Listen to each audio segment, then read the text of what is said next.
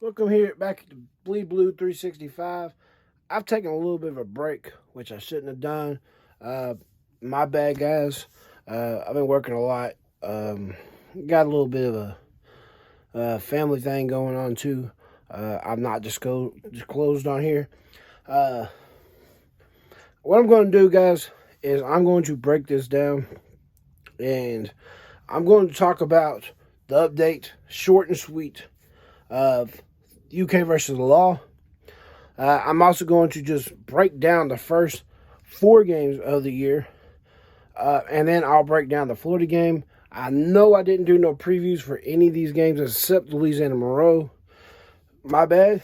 I haven't done no post games either. Stay tuned.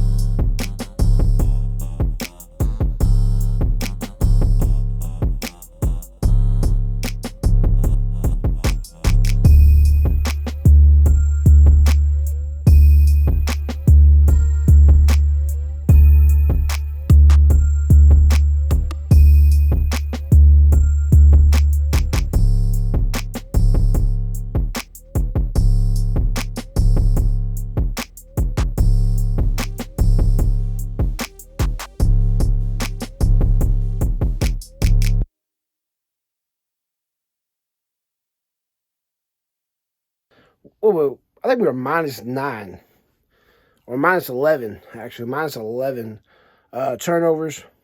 And we actually went in that into Florida game with one pick, one turnover ourselves. Where we forced one turnover. So, I mean, that means we turned the ball over 12 times and only had turned the opponent over once. But I've still been very pleased. I love Will Levis. He's got a cannon.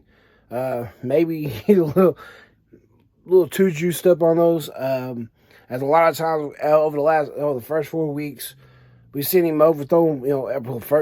I could actually go 5. Overthrowing receivers, throwing the ball really hard. He launches them like a pitcher throwing a 100-mile-an-hour fastball. Bad thing is when the receiver don't catch it, bounce right off their hand. And 7 times so far this year, we've seen it go right into the opposing team's DB's hands. Of course, now after the Florida game, we are still -11 turnover deficit, and but we forced 2 turnovers. Yay! But means we turned the ball over 13 times. Not good, not great. It was a rocky start to 4-0. It was a rocky little road to 4-0 with wins over Missouri, which we had a chance to blow out. We should have blew them right out of the water. We didn't.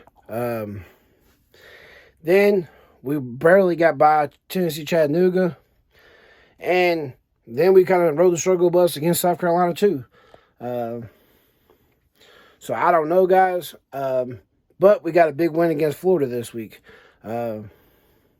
Florida fans, just give us some damn respect. That's all I'm asking. Give us some respect. We're the better team. We had a better defense. We got the win. We could have put more points up on y'all. We could have beat y'all worse than we did. But once again, we kind of shot ourselves in the foot. Missed a lot of key. We had guys open and we didn't even take advantage of it. Will Levis, one little knock on him right now is he keys in on Wan'Dale Robinson and Josh Ali, and then just has to.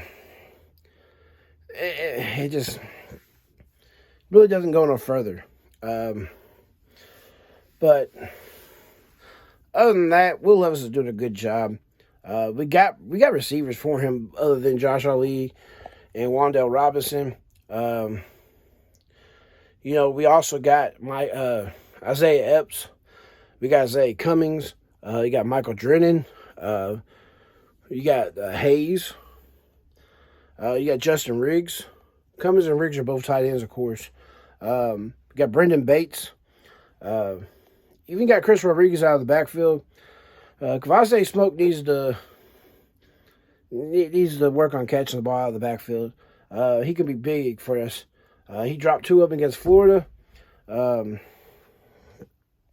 Defense has played great the last 2 weeks. Missouri, Tennessee, Chattanooga, and South Carolina. Missouri, Chattanooga, and Louisiana Monroe. Louisiana Monroe, they played good, but they kind of struggled for the most part. It just kind of went all the way into the South Carolina game. We took the defense on the road. We showed up defensively. Played pretty good. Really well, actually. Then against Florida, we played that bend, don't break defense. Usually I'm hooping or hollering, don't like it at all. But right now, it's got us to 5-0 and 3-0 in the SEC. So I'll take it. I am doing a little tro job on Georgia right now. I'm not saying we're going to win the game, but Georgia seems to think, them and their fans all think they're just going to blow us out. Y'all ain't blown us out in 5 years. You're kind of bad as Florida. You're thinking this is a bad loss. When Kentucky's a better team. Kentucky's better than Florida. The last 5 years, really, I can go back 7 years. Last 7 years, there's only been one blowout. That was last year. We had 20 players out with COVID.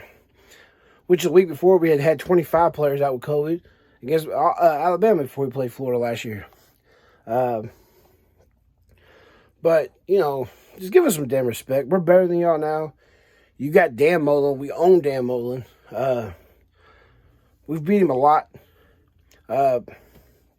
Going back to the whole Florida fans and saying y'all are, we want to beat you twice in 40 years. More like 4 times in 40 years. Not great, but where Kentucky was dead, football program was dead for years. I'll take it. Other than that, guys, I'm not saying Kentucky beats Georgia in 2 weeks. But I just think the game's going to be closer than the 37-0 that y'all just did on Arkansas. I think it's going to be closer than the 62-0 you did to Vandy. And I think it's going to be a lot closer than the 40-23 or whatever it was against South Carolina. Other than that, the quick update, UK football program versus the law. Both coaches involved will be let go at the end of the season. We brought Eddie Graham back, and he's going to take over for Coach Brez and that player development, kind of like recruiter, where he kind of does all the pre-game stuff with officials and all that stuff. It's one of them, behind-the-scenes jobs. And